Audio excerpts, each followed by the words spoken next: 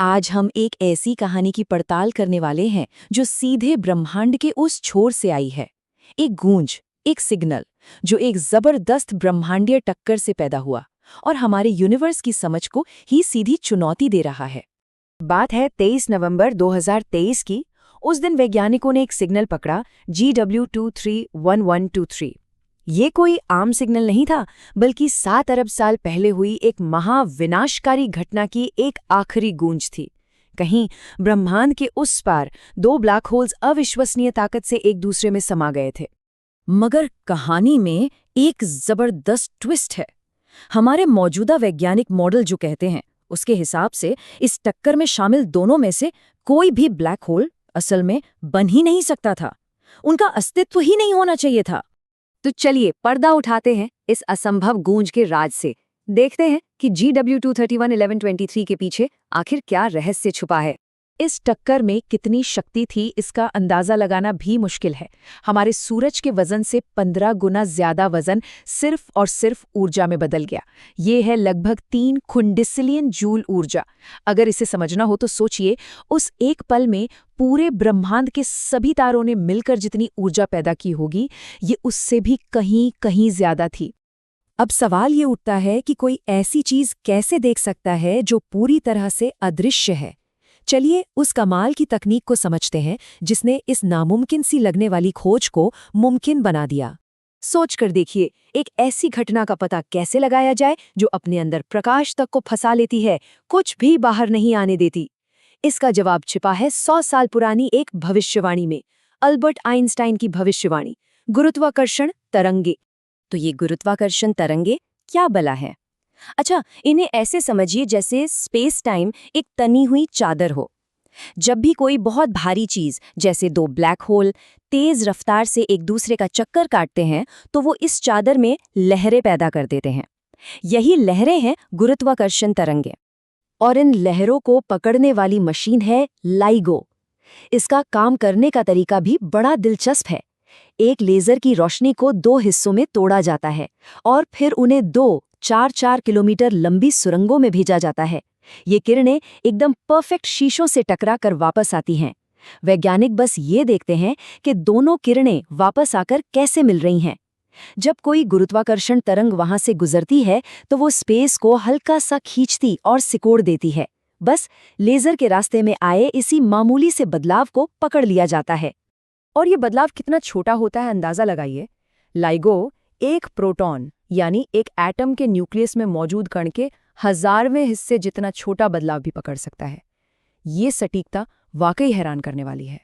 तो चलिए अब वापस लौटते हैं उस बड़ी वैज्ञानिक पहेली पर जो GW231123 ने हमारे सामने रखी है, यानी मास गैप का रहस्य। देखिए, ब्लैक होल मोटे तौर पर 2 साइज में मिलते हैं।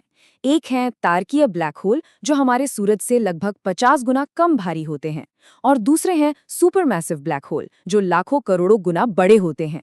लेकिन इन दोनों के बीच एक साइज रेंज है जिसे मास गैप कहते हैं, जहां वैज्ञानिकों को लगता था कि ब्लैक होल मिल ही नहीं सकते। तो सवाल है, ये मास गैप आखिर है क्यों? वजह यह है कि जो बहुत बड़े तारे इस साइज का ब्लैक होल बना सकते हैं, उनकी किस्मत में 2 ही चीजें लिखी होती हैं। या तो वो एक जबरदस्त सुपरनोवा धमाके में खुद को पूरी तरह बिखेर देते हैं, या फिर ब्लैक होल बनने से पहले ही अपना ज्यादातर वजन खो देते हैं। नतीजा, दोनों ही सूरतों में इस साइज का ब्लैक होल नहीं बनना चाहिए। तो फिर ये ब्लैक होल बने कैसे? एक मजबूत थ्योरी थी सीरियल मर्जर की, मतलब ये ब्लैक होल छोटे छोटे ब्लैक होल्स के लगातार एक दूसरे में मिलने से बने होंगे। पर इस थ्योरी में एक बड़ा सुराग था। GW231123 के दोनों ब्लैक होल बहुत तेजी से घूम रहे थे, लगभग प्रकाश की गति से। जबकि जब कई ब्लैक होल एक दूसरे में मिलते हैं तो उनके अलग अलग स्पिन एक दूसरे के असर को खत्म कर देते हैं, और आखिर में जो ब्लैक होल बनता है वो धीमा घूमता है। तो ये जवाब भी गलत निकला। जब पुराने जवाब काम नहीं करते तो नए तरीकों से सोचना पड़ता है, और यही किया फ्लैट आयरन इंस्टीट्यूट के वैज्ञानिकों ने। उन्होंने एक बिल्कुल नया सिद्धांत पेश किया जिसका जवाब चुंबकीय क्षेत्रों में छिपा था। इस नए सिद्धांत का हीरो एक ऐसी चीज थी जिसे अब तक पूरी तरह से नजरअंदाज किया जा रहा था, और वो थी उस विशाल तारे के अपने शक्तिशाली चुंबकीय क्षेत्र। उनके कंप्यूटर सिम्युलेशन ने जो दिखाया वो किसी फिल्म की कहानी से कम नहीं था। जब एक तेजी से घूमता हुआ विशाल तारा ब्लैक होल में बदलता है तो बचा हुआ पदार्थ उसके चारों ओर एक डिस्क में घूमने लगता है। इसी डिस्क के अंदर मौजूद शक्तिशाली चुंबकीय क्षेत्र आपस में उलझकर एक विशाल ब्रह्मांडीय इंजन की तरह काम करते हैं। ये इतने शक्तिशाली जेट्स पैदा करते हैं कि लगभग आधा पदार्थ वापस अंतरिक्ष में फेंक दिया जाता है और नतीजा ब्लैक होल का वजन कम होकर ठीक मास गैप के अंदर आ जाता है, लेकिन उसकी तेजी से घूमने की रफ्तार वैसी ही बनी रहती है। तो आखिर इस सब का मतलब क्या है? ये एक अकेली खोज इतनी जरूरी क्यों है? सच कहूं तो ये खोज असल में ब्रह्मांड की नियम पुस्तिका को फिर से लिख सकती है। ये हमें एक ब्लैक होल के वजन और उसकी घूमने की रफ्तार के बीच एक नया अनदेखा रिश्ता दिखाती है। ये बताती है कि मास गैप असल में खाली नहीं है, बस उसे बनाने का तरीका हमारी सोच से अलग है।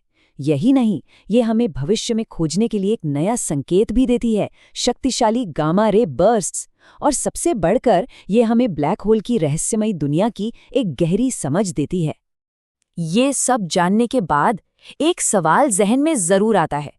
अगर मास गैप जैसी असंभव मानी जाने वाली चीज असल में मुमकिन है, तो इस ब्रह्मांड के गहरे अंधेरे में और क्या-क्या छिपा हो सकता है?